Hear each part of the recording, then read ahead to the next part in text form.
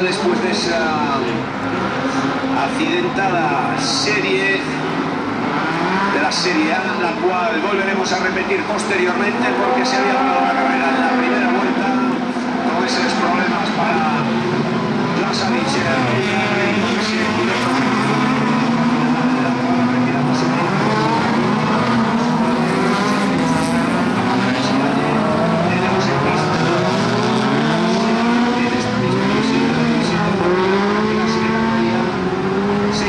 son las que tienen que dar al circuito. 6.870 metros son los que tienen.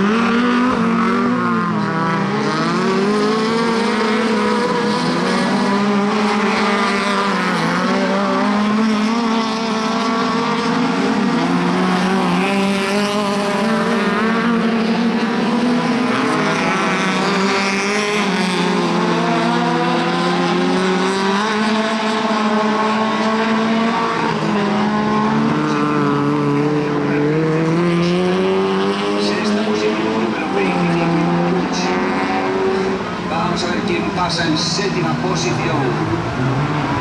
Séptima posición pasa también 27, 13, 17, 14.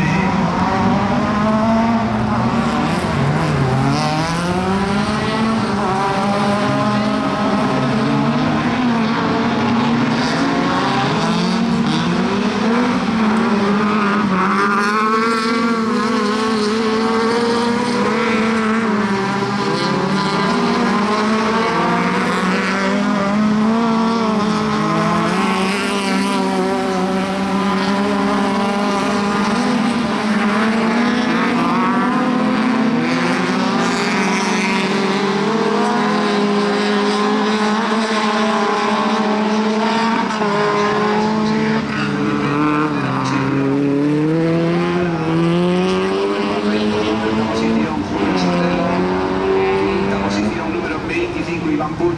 Sexta posición, vamos a ver si llega Nuria con el número 44. Ahí tenemos séptima para Daniel Castro.